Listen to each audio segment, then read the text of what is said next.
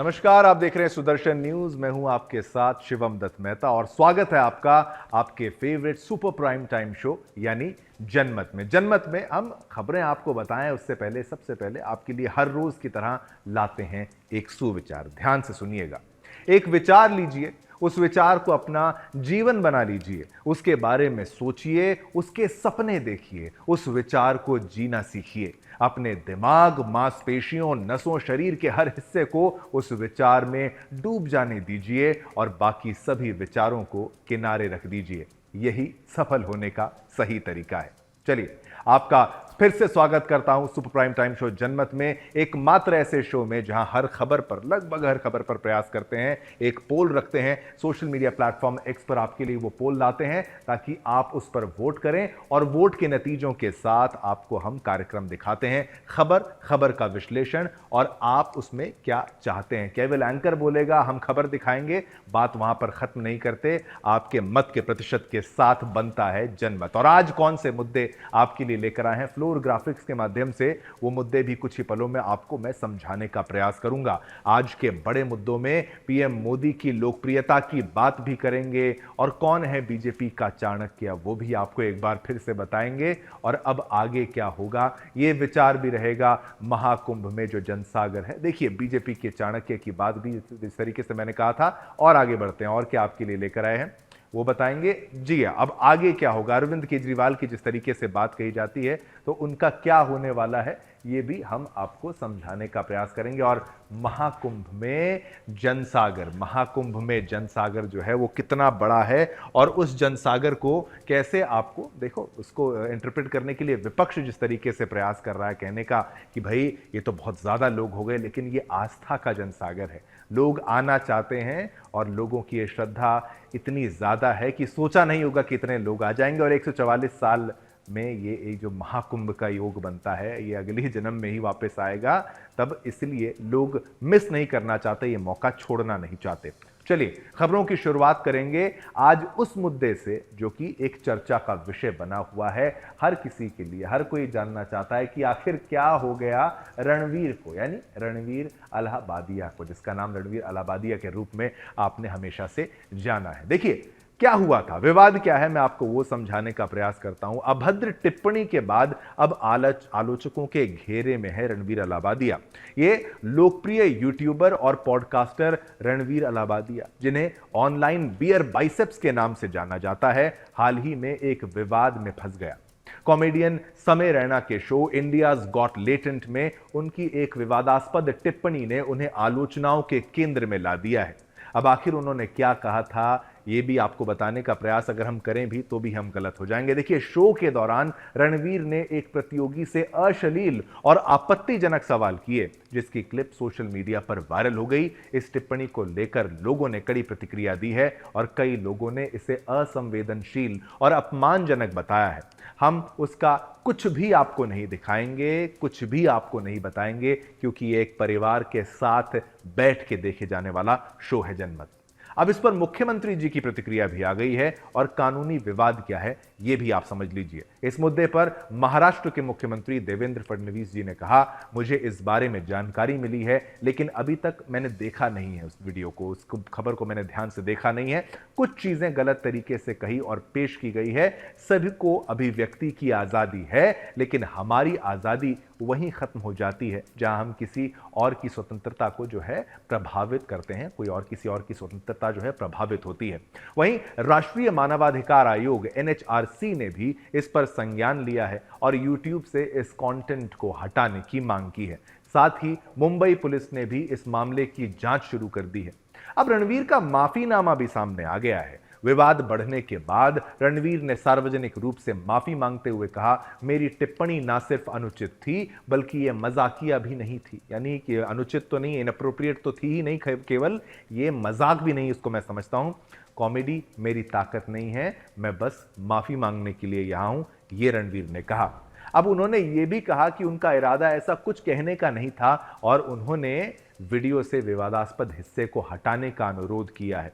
अब आपको बता दें कि इतनी बड़ी गलती कर दी और फिर माफी मांग ली तो इससे माफी मिल नहीं जाती है। अब पुलिस अधिकारियों ने भी पुष्टि की है, एफआईआर हो चुकी है। एफआईआर में अश्लीलता को ऐड किया गया है और सार्वजनिक शालीनता से संबंधित धाराएं भी जोड़ी गई हैं।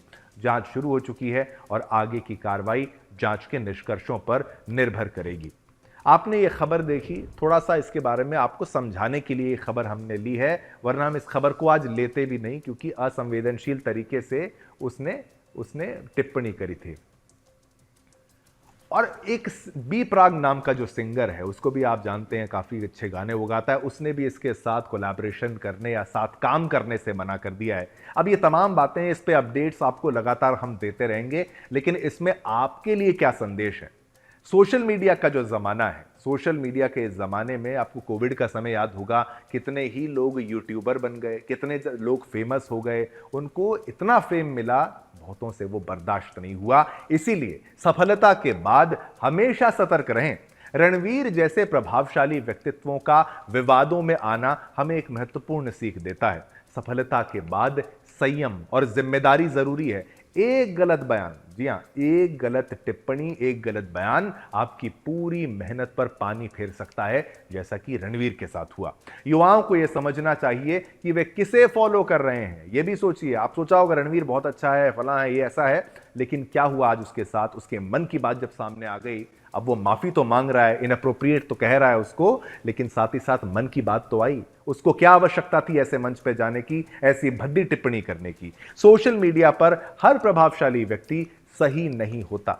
हर कंटेंट क्रिएटर को नायक समझना ठीक नहीं है। किसी को भी हीरो मत बना लीजिए, इंतजार करिए। हमेशा सोच समझकर उन लोगों को फॉलो करें जो सकारात्मकता और सीख देने वाले विचार साझा करते हैं, जो देश के लिए कुछ करते हैं, राष्ट्रवाद के लिए कुछ करते हैं। आप में से बहुत से लोग ऐसे हैं जो वाकई देश के लिए काम कर रहे हैं। ऐसे लोगों को लोग कम फॉलो कर रहे हैं और ये बहुत बड़ा अन्याय उनके काम के साथ है और फेम गलत लोगों तक चला जाता है। इस खबर का निष्कर्ष भी मैं आपको बता दूं, क्योंकि युवा पीढ़ी ज्यादा प्रभावित होती है नेम फेम से। तो ये देखिए, निष्कर्ष ये है, ये विवाद केवल रणवीर तक सीमित नहीं है, बल्कि ये सोशल मीडिया और कंटेंट क्रिएटर्स की जिम्मेदारी पर एक बड़ा सवाल खड़ा करता है। अभिव्यक्ति की आजादी के साथ संवेदनशीलता और नैतिकता का संतुलन बनाए रखना जरूरी है। आप क्या सोचते हैं? क्या सोशल मीडिया प्रभावशाली लोगों को ज्यादा जिम्मेदार होना चाहिए? ये भी मैं आपसे प्रश्न करके छोड़ता हूं, क्योंकि आपको हमेशा याद रखना चाहिए, फेम के साथ आपको रिस्पॉन्सिबल भी बनना चाहिए। मशहूर हो गए, बात वहां पर खत्म हो गई, ऐसा बिल्कुल नहीं होता। चलिए, ये खबर हमने आपको बताई रणवीर की, जहां पर उसने गलत बयानी करी और बात यहां पर खत्म नहीं हो जाती। जनमत एक कार्यक्रम है, परिवार के साथ आप इसको क्योंकि देखते हैं, तो इलेक्शन में ही वोट नहीं करना है, जनमत में भी वोट करना है। इस खबर पर मैंने पोल आपके लिए जो रखा हमारी टीम ने, वो ये था, ऐसे लोगों को बैन कर देना चाहिए क्या? एक बार जो लोग मन उनका सामने आ जाए, ऐसे लोगों को बैन करना चाहिए? 98% लोगों ने कहा हां, 98%। ये जनमत का पोल है, जनमत के जो दर्शक हैं उनका ये मत है। ये खबर भी हमने आपको बताई। अब आगे बढ़ेंगे। राजधानी दिल्ली में विधानसभा चुनाव के नतीजों के ऐलान के बाद हवा मानो बदल गई है। राजधानी आज खुली हवा में सांस लेने लगी है। दरअसल दिल्ली विधानसभा चुनाव के नतीजों के बाद राजधानी की राजनीति में बड़ा बदलाव देखने को मिला है। यह जीत केवल एक चुनावी परिणाम नहीं, बल्कि दिल्ली वासियों की उस इच्छा का प्रतिबिंब है जो लंबे समय से बदलाव की मांग कर रही थी। बीते एक दशक में आम आदमी पार्टी, जिसको आप कहते हैं, उसने दिल्ली की राजनीति पर राज किया है, लेकिन कथित घोटाले, प्रशासनिक विफलताएं और वादों की हकीकत जनता को रास नहीं आई। अरविंद केजरीवाल की सरकार ने मुफ्त योजनाओं और लोक लुभावन नीतियों पर जोर दिया, लेकिन खराब शिक्षा व्यवस्था, बिगड़ता वायु प्रदूषण और भ्रष्टाचार के आरोपों ने जनता का विश्वास डगमगा दिया है। नतीजा यह हुआ कि इस चुनाव में आपका किला ढह गया और दिल्ली ने भगवा लहर जो है उसको गले लगा लिया। जो भगवा की लहर लहर करते थे, वो लहर वाकई में आ गई। इस चुनाव में कांग्रेस भी पूरी तरह से अप्रासंगिक हो गई। पार्टी का कमजोर संगठन और जमीनी स्तर पर जनसंपर्क की कमी ने उसे और हाशिए पर धकेल दिया है। दूसरी ओर बीजेपी ने अपने संगठित प्रचार अभियान, राष्ट्रीय नेतृत्व और प्रधानमंत्री नरेंद्र मोदी के करिश्मे का लाभ उठाकर जनता का विश्वास जीता। लोकसभा चुनाव के परिणामों ने पहले ही बीजेपी को कई सबक सिखा दिए थे, जिसका असर विधानसभा चुनाव में भी देखा गया। आपको याद होगा लोकसभा में बीजेपी की उतनी बहुमत की बात जो कर रहे थे उनको मिला नहीं, लेकिन उसके बाद के इलेक्शंस में आप देखिए लाइन से बीजेपी जीती है महाराष्ट्र, और उसके बाद अब तो देखिए हरियाणा भी जोड़ दीजिए, हरियाणा, महाराष्ट्र और सीधा दिल्ली, जिसका असर विधानसभा चुनाव में दिखा है। दिल्ली की जनता अब नई उम्मीदों के साथ भविष्य की ओर देख रही है, जहां स्थिरता, सुशासन और विकास की प्राथमिकता होगी। आज हम आपको बताएंगे आखिर कैसे पीएम मोदी की लोकप्रियता और मोदी योगी की जोड़ी, इसके साथ अमित शाह की चाणक्य नीति इस वक्त विपक्ष के लिए एक काल बनी हुई है। कुछ लोग कह रहे थे ना कि अब वो लहर चली गई पीएम मोदी की या बीजेपी की या फिर अमित शाह जी की, ऐसा कुछ भी नहीं है। ये सब दिल्ली इलेक्शंस में साफ हो गया है। दरअसल चाहे हरियाणा चुनाव हो या महाराष्ट्र का रण या बात दिल्ली की हो, पीएम मोदी की लोकप्रियता के साथ ही केंद्रीय गृह मंत्री अमित शाह के प्रबंधन ने सत्ता में वापसी में प्रमुख भूमिका निभाई है। इनके अलावा जमीनी स्तर पर राष्ट्रीय स्वयंसेवक संघ की बूथ स्तरीय लगातार छोटी छोटी बैठकों ने भी भाजपा की जीत की बुनियाद गढ़ने में योगदान दिया है, ये सब जानते हैं। अन्ना हजारे के आंदोलन की बुनियाद पर अपनी राजनीति को परवान चढ़ाने वाले केजरीवाल बहुत तेजी से राष्ट्रीय फलक पर उभरे और अब वह विपक्षी राजनीति की धुरी बनने का प्रयास कर रहे थे। जानकारों का कहना है कि केजरीवाल के राजनीतिक उभार के पीछे उनकी ईमानदार, साफ सुथरी और भ्रष्टाचार की सख्त मुखालफत वाली छवि एक बड़ा कारक थी, और भाजपा ने इन चुनावों में पार्टी और सरकार के स्तर से उनकी इस छवि को खंडित करने में कोई कसर नहीं छोड़ी। इन्हीं प्रयासों के तहत भाजपा ने शराब घोटाले से लेकर शीश महल बनाने जैसे आरोप लगाकर केजरीवाल की कट्टर ईमानदार वाली छवि पर प्रहार किया और इसे जनता के बीच विमर्श का मुद्दा बना दिया, जो कारगर भी रहा। प्रचार अभियानों के माध्यम से पीएम मोदी से लेकर भाजपा के अन्य नेता जहां केजरीवाल को दिल्ली के लिए आपदा बताकर ताबड़तोड़ हमले कर रहे थे, वहीं अमित शाह जमीनी स्तर पर प्रबंधन की रणनीति पर काम कर रहे थे।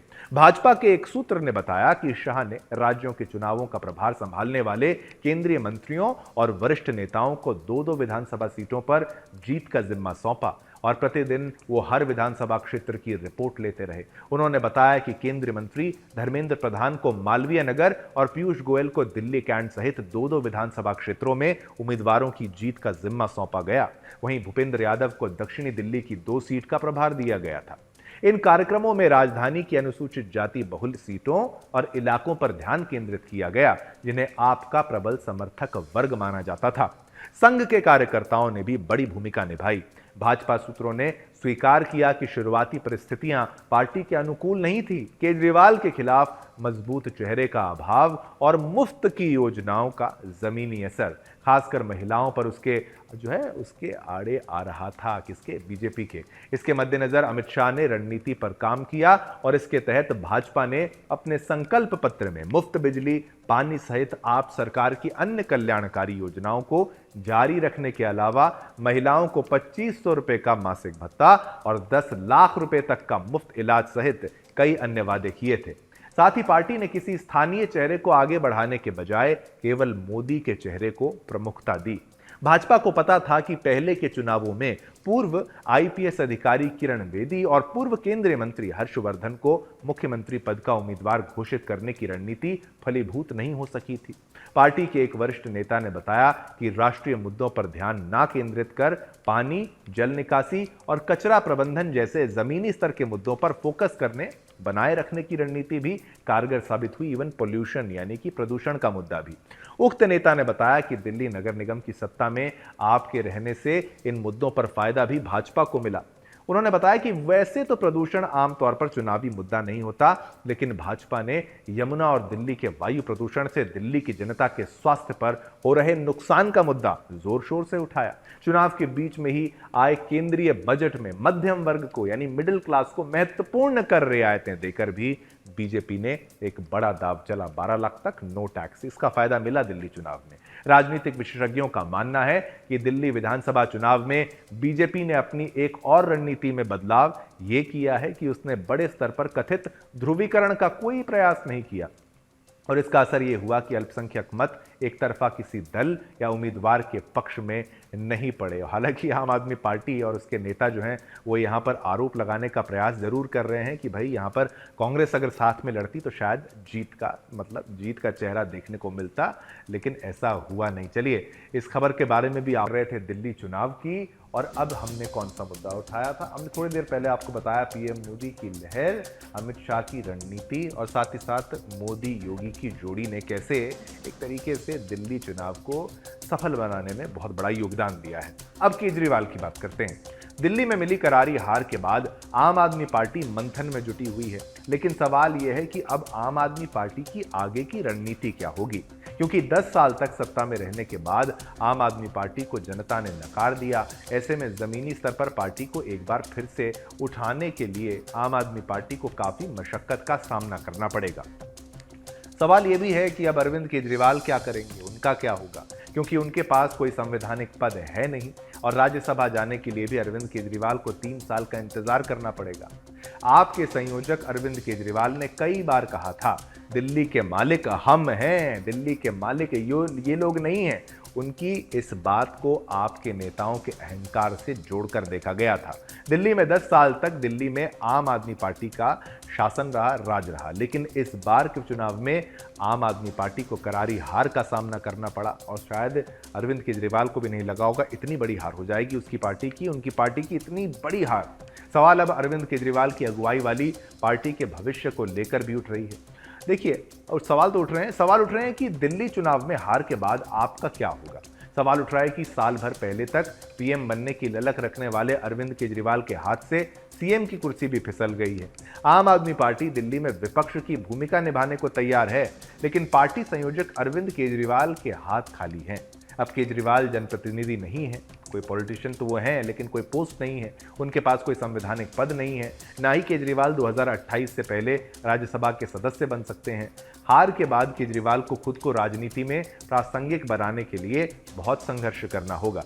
फिलहाल राष्ट्रीय संयोजक की जिम्मेदारी के साथ पार्टी की रणनीति को जमीन पर उतारना होगा, क्योंकि पंजाब में राज्यसभा के चुनाव साल 2028 में होंगे और दिल्ली में 2030 में। ऐसे में अगले 3 साल तक राज्यसभा जाने की उम्मीदें भी दूर दूर तक नहीं दिख रही हैं। क्या जेल जाएंगे, ये भी एक प्रश्न है।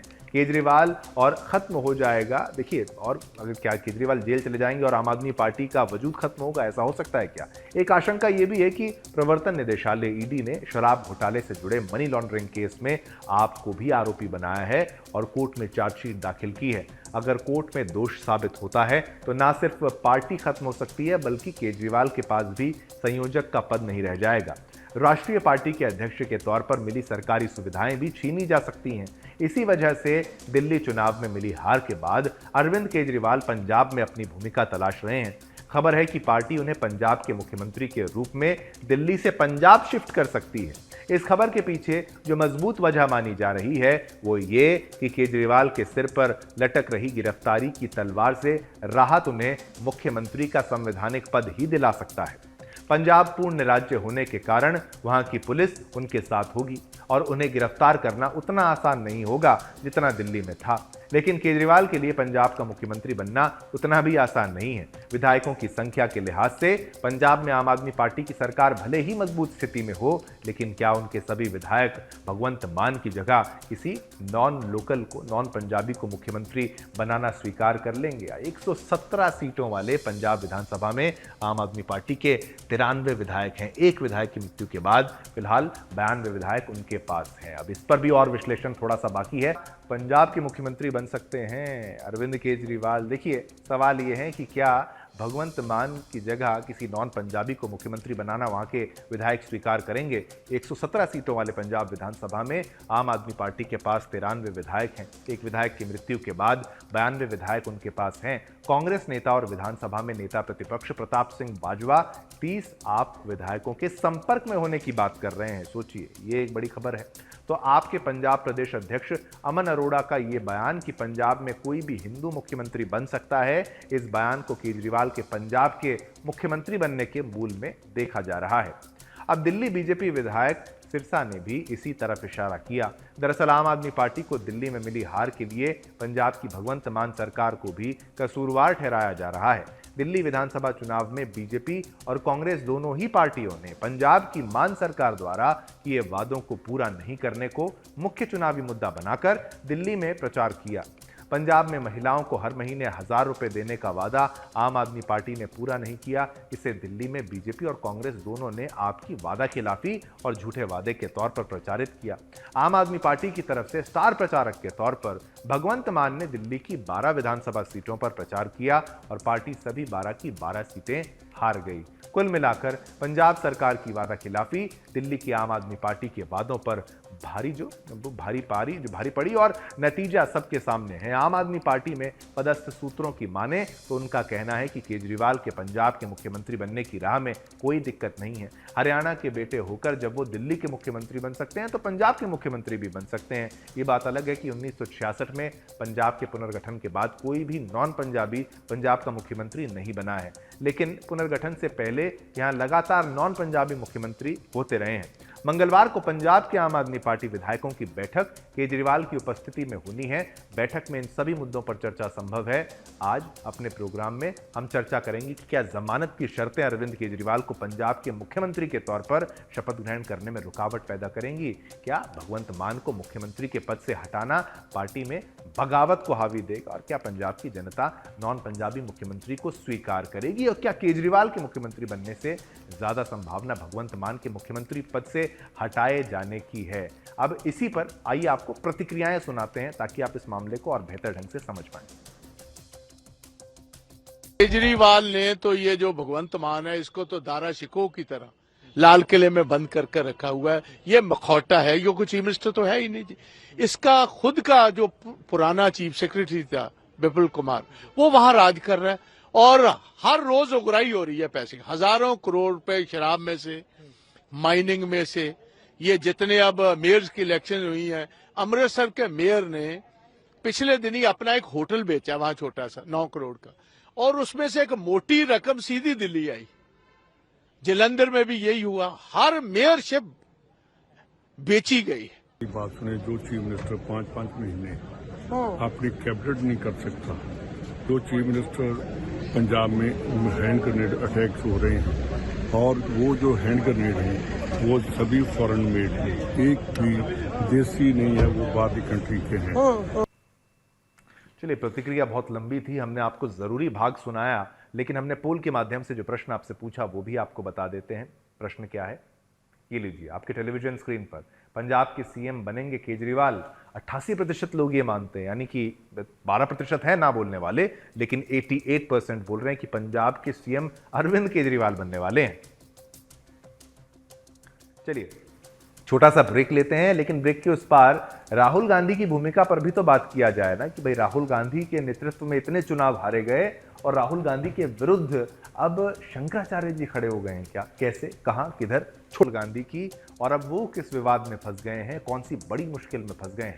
लोकसभा में नेता प्रतिपक्ष राहुल गांधी का मनुस्मृति के विरुद्ध इंटरनेट मीडिया में बयान प्रसारित होने को संतों और विद्वानों ने गंभीरता से लिया है, बहुत गंभीरता से लिया है। आरोप है कि राहुल वीडियो में मनुस्मृति बलात्कारियों को संरक्षण देती है जैसे वक्तव्य की बात कह रहा है। इसके विरुद्ध जगत गुरु स्वामी अविमुक्तेश्वरानंद सरस्वती जी महाराज की अध्यक्षता में उनके शिविर में रविवार को आयोजित परम धर्म संसद में निंदा प्रस्ताव पारित करते हुए उन्हें हिंदू धर्म से बहिष्कृत करने का निर्णय लिया गया। उत्तर प्रदेश स्थित प्रयागराज महाकुंभ में रविवार को एक धर्म संसद के दौरान भारतीय राष्ट्रीय कांग्रेस के नेता और लोकसभा में नेता प्रतिपक्ष राहुल गांधी को लेकर एक प्रस्ताव पास हुआ है। उनके एक बयान को लेकर कहा गया कि उस बयान से पीड़ा हुई। सोशल मीडिया साइट इंस्टाग्राम पर शंकराचार्य स्वामी अविमुक्तेश्वरानंद सरस्वती जी के आधिकारिक हैंडल से एक वीडियो पोस्ट करते हुए लिखा गया, राहुल गांधी 1 महीने के भीतर अपना पक्ष परम धर्म संसद के समक्ष रखें, ऐसा ना करने पर उन्हें हिंदू धर्म से बहिष्कृत करने की घोषणा की जाएगी। जानकारी के अनुसार धर्म संसद में राहुल गांधी के उस बयान की चर्चा हुई जिसमें कांग्रेस नेता मनुस्मृति को लेकर अपनी बात रख रहे हैं। राहुल गांधी ने यह बयान लोकसभा में हाथरस गैंगरेप की घटना का जिक्र करते हुए दिया था। उन्होंने इस घटना को लेकर कहा कि जिसने गैंगरेप किया वो बाहर घूम रहे हैं और लड़की का परिवार अपने घर में बंद है। लड़की का परिवार बाहर नहीं जा सकता है क्योंकि जो अपराधी हैं वो उन्हें डराते धमकाते हैं। राहुल गांधी ने आगे कहा, यह संविधान में कहां लिखा है कि जो बलात्कार करते हैं वो बाहर घूमे और जिसका रेप हुआ वो घर में रहे। राहुल गांधी ने कहा कि यह आपकी किताब मनुस्मृति में लिखा होगा लेकिन संविधान में नहीं लिखा। अब धर्म संसद में राहुल गांधी के बयान की निंदा हुई है। राहुल गांधी के इस बयान के खिलाफ धर्म संसद विकास धर्मास्त्र विकास पाटनी ने निंदा प्रस्ताव रखा, जिस पर शंकराचार्य अविमुक्तेश्वरानंद सरस्वती जी महाराज ने कहा कि सोशल मीडिया पर प्रसारित हो रहे एक वीडियो क्लिप में नेता प्रतिपक्ष राहुल गांधी को इस आशय का वक्तव्य कहते दिखाया जा रहा है कि मनुस्मृति बलात्कारियों के संरक्षण देती है। इससे मनुस्मृति का पवित्र ग्रंथ मानने वाले करोड़ों आस्थावान लोगों को बड़ी पीड़ा हुई है। उनकी ओर से धर्मासन विकास पाटनी ने निंदा प्रस्ताव रखा है और परम संसद 1008 राहुल गांधी के इस वक्तव्य की घोर निंदा करती है तथा अपने आशय को स्पष्ट करने या क्षमा याचना की मांग करती है।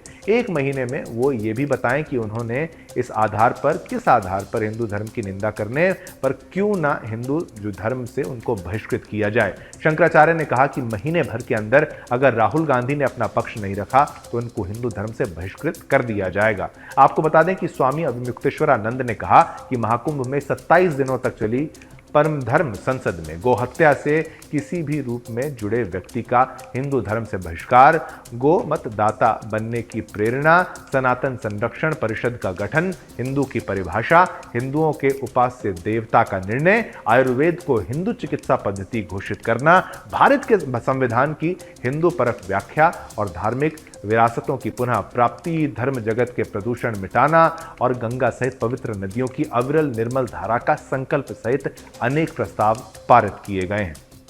अब राहुल गांधी फंसे ही ऐसे चक्कर में हैं और अब ये नए विवाद में वो फंस गए। इस खबर पर भी हमने पोल के माध्यम से आपसे प्रश्न पूछा, वो प्रश्न क्या है वो भी आपको बता देते हैं। मनुस्मृति पर राहुल का बयान निंदनीय है, 98% लोगों ने यही कहा, हाँ निंदनीय है। अगली खबर का रुख करते हैं। 7 समंदर पार बैठे कट्टर हिंदुओं ने ऐसा कारनामा कर दिखाया है जिससे अब हिंदू बहन बेटियों को जिहादियों के जाल में फंसने से बचाया जा सकता है। जी हां, अमेरिका के एनआरआई केतन पटेल ने एक ऐप बनाई है जिसका उद्देश्य किसी भी देश के अंदर होटल, मैट्रिमोनियल और सोशल मीडिया प्लेटफॉर्म पर फर्जी आईडी बनाकर हिंदू बहन बेटियों को जाल में फंसाने वालों का पर्दाफाश करना है। इस ऐप के माध्यम से हिंदू लड़कियों को फंसाने और धोखा देने वालों की पूरी जानकारी दी जाएगी कि आखिर कैसे जिहादी अपनी चाल में कामयाब होते हैं और आप उससे कैसे बचें। इस ऐप के लॉन्च में सुदर्शन न्यूज के प्रधान संपादक डॉक्टर सुरेश चौहान के जी भी शामिल हुए। आइए सुनते हैं उन्होंने यहां पर क्या कुछ कहा है। इस प्रोजेक्ट को हम पहले तो यहाँ सब क्यों आए हैं, मुझे पता है कि बहुत से इसलिए आए हैं कि इन्होंने बुलाया है, हम वहाँ जाते हैं तो ये भी हमको मिलते हैं और यहाँ आएंगे तो मिलना नहीं मिलेंगे तो अच्छा नहीं लगेगा, कुछ इसलिए भी आए होंगे। मुझे इरादे पे डाउट नहीं है, लेकिन किसी विषय को लंबे सस्टेन करवाने के लिए आपको फंडामेंटल चीज़ों को फिक्स करना पड़ेगा। स्ट्रैटेजी चेंज होती रहेगी क्योंकि वो चाहिए, स्टैटिक भी चाहिए और डायनामिक भी चाहिए, तो डायनामिक तो बदलती रहेगी, लेकिन किसी भी प्रोजेक्ट के लिए कुछ फंडामेंटल चीज़ें क्लियर होनी चाहिए। आखिर ये केवल एक वेबसाइट बना दिया, एक प्लेटफॉर्म बना दिया और लोग अपने आप करेंगे, ऐसा नहीं होगा। इन्होंने जो प्रश्न पूछा कि कोई व्यक्ति आपके पास रजिस्टर होते समय वो सर्टिफाइड कैसे करेंगे, यही इस प्रोजेक्ट का सबसे सीरियस क्रिटिकल इशू है। अगर आपने कहा ना व्हाट्सएप पर वीडियो कॉल पे करेंगे, ये फेल हो जाएगा, क्योंकि वो तो आपसे ज़्यादा होशियार है, हम सबसे ज़्यादा होशियार है। उनका तो खून ही इस काम का है कि कैसे बेईमानी करनी है। तो इसलिए और दूसरा जो प्रश्न था पैसे जोड़ने वाला, विदाउट पैसे जोड़े, इसमें पैसे जोड़े बगैर ये सक्सेस नहीं हो सकता, क्योंकि सस्टेन ही नहीं होगा। जब चलेगा नहीं 10 साल तक तो आपको कोई नहीं पूछेगा भाई आज आप मुझे इसलिए सुन रहे क्योंकि सुदर्शन 21 साल से चल रहा है। अगर 10 साल पहले बंद हो चुका होता और मैं विक्टिम कार्ड लेकर आपके पास आता, देखो मैंने चैनल बलिदान करवा दिया, लेकिन उससे कुछ नहीं होगा। चलते रहना चाहिए, वो चलते तभी रहेगा जब उसमें पैसा आएगा। उसका सर्वर ऐसा होना चाहिए कि एक बार स्कैन करने से सीधे उसके मोबाइल पर इंफॉर्मेशन आ जाए। अगर वो घूमता रहेगा तो हिंदू ही कहेगा कि समय खराब हो रहा है। ठीक है ना, टेक्नोलॉजी वाइज पीछे नहीं रहना चाहिए, तो पैसा चाहिए। अब पैसा आएगा कैसे, ये वैसे किसी गुजराती को हमने सिखाना तो गलती है, लेकिन फिर भी हर आपदा में भी किसी के लिए अवसर होता है। और हमारे कई बेकार लोग घूम रहे हैं ना, हिंदू भी कई बड़े बेकार है, बड़ी संख्या में बेकार है। प्रेफरल ऑफर लाई जा सकती है। कई लोगों को फिजिकल आप जब तक नहीं जोड़ेंगे, देखिए अमेजॉन और जियो दो उदाहरण है आपके पास। जियो ने लोकल व्यापारी के गोडाउन को अपना रिसोर्स बनाया, जो घर पे पहुंचाता है माल, जो ग्रोसरीज वगैरह वगैरह, और नहीं जियो का भी है। और अमेजॉन ने इंटरनेशनल फार्मूला यहाँ आया, तो उनका लॉसेस का जो रेशो है इनसे 1300 गुना ज़्यादा है, 1300 गुना ज़्यादा। लेकिन उनका बिग पॉकेट है, वो कर रहे हैं, कुछ सालों बाद उस इक्विटी को बर्न करके वो अपने फार्मूले को सक्सेस करा लेंगे, जियो में भी कुछ इक्विटी ले लेंगे या जियो ले लेंगे, बात और है। कहने का मतलब है कि कई ऐसे लोग आपको मिलेंगे जिनको इसकी आवश्यकता है। कि जैसे उदाहरण के लिए आप हिंदुस्तान में जितने पिन कोड हैं उतनी जगह पर तो कम से कम आपका फिजिकल रिप्रेजेंटेटिव होना चाहिए। पूरे हिंदुस्तान में नहीं जा सकते ना, तब तक आप ये कहिए कि हम 5 राज्यों में हैं, 3 राज्यों में हैं, 5 शहरों में हैं, उतना ही करिए। लेकिन अगर आप विदाउट सर्टिफिकेशन उस व्यक्ति को लेंगे और एक बार भी मुझे पता चलेगा कि ऐसा कोई व्यक्ति फेक भी इसमें आ रहा है या वो उसकी प्रोसेस नहीं है, तो फिर मैं भी भरोसा नहीं करूंगा, मैं भी कहूंगा ये कमज़ोर सिस्टम है। तो कमज़ोर सिस्टम से आगे मत बढ़िए, आप वही चाहिए जहां फिजिकल है। फिजिकल में आपको कितना पैसा चाहिए, इसका इकोनॉमी बनाइए, कोई मुश्किल बात नहीं है, किया जा सकता है। जिसको आप सर्टिफिकेशन दे रहे हैं उसको आप कहिए कि तुम्हारे पास आने वाले बिजनेस से हमको 0.1% दे दो, 0.2% दे दो, वहां से आना शुरू होगा। तब तक आपको एक साइजेबल अमाउंट का फंड बनाना पड़ेगा। वो आपको कैसे बनाना है, आप यूएस में खड़ा करिए, भारत में करिए, लेकिन मुझे ऐसा लगता है कि एक सस्टेनेबल अमाउंट के बगैर आप लड़ने जाएंगे तो ना केवल आपका समय का और पैसे की बर्बादी होगी, हमारे इमोशन की भी होगी और शत्रु का इसी में फायदा होगा। तो उसको ये वाला लोगो मिलता है और एक सर्टिफिकेट मिलता है सबको। कोई भी बिजनेस वाला होगा तो उसको ये सर्टिफिकेट सेकंड, ये सब चीजें within a second they can download with their picture and their information.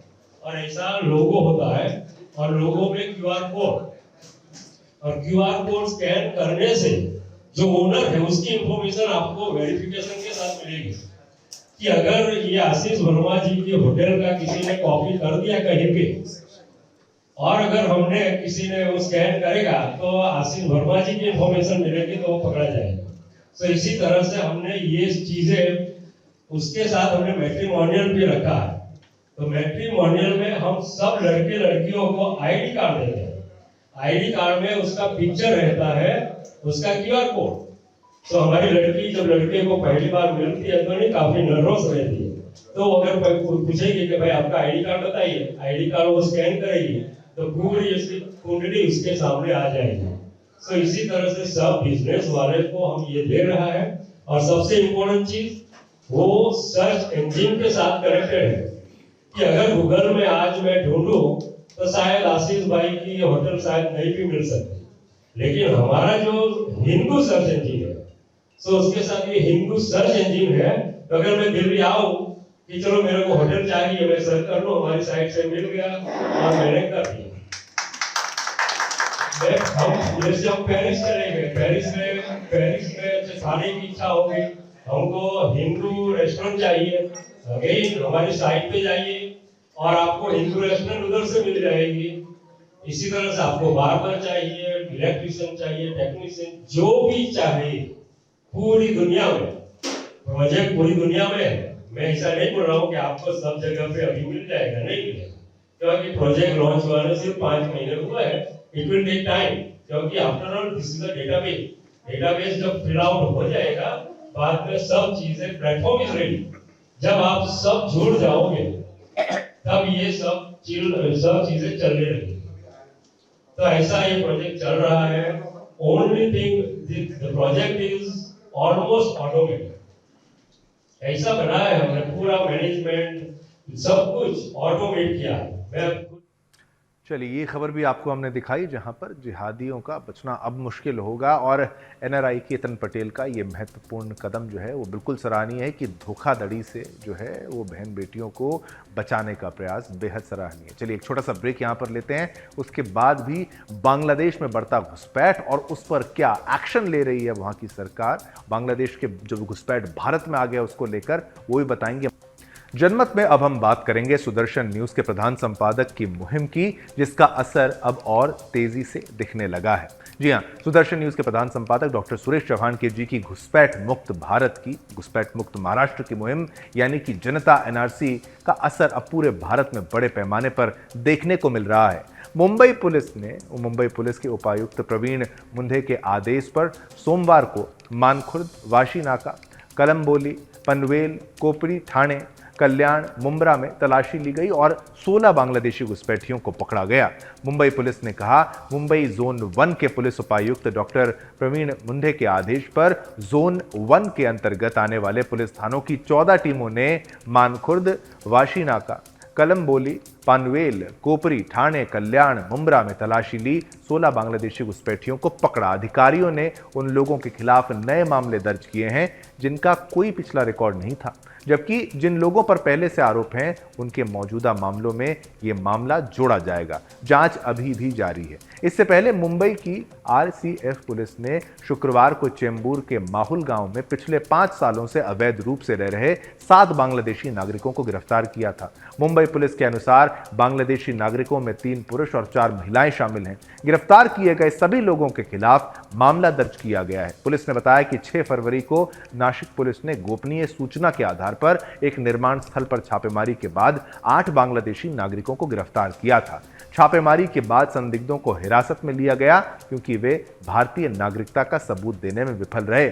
ये कार्रवाई बांग्लादेशी मूल के अवैध प्रवासियों की पहचान करने और उन्हें पकड़ने के लिए नासिक पुलिस द्वारा चलाए जा रहे अभियान का हिस्सा है। इस कार्रवाई का ब्यौरा साझा करते हुए कमिश्नर संदीप कार्निक ने कहा, नासिक पुलिस बांग्लादेशी मूल के अवैध प्रवासियों की पहचान करने और उन्हें पकड़ने के लिए अभियान चला रही है। पिछले सप्ताह सूचना मिली थी कि कुछ बांग्लादेशी नागरिक एक निर्माण स्थल पर 600 लोगों के बीच काम कर रहे हैं। हमारी टीम ने गुप्त रूप से जांच की और 8 संदिग्धों से पूछताछ करने पर पता चला वे बांग्लादेशी हैं। हम जांच कर रहे हैं कि वे भारत में कैसे घुसे और उन्हें भारतीय दस्तावेज कैसे मिले। इसी पर हमारी वरिष्ठ संवाददाता स्नेहल ने एक रिपोर्ट तैयार की है, खास आप सबके लिए, जरा वो भी देखिए।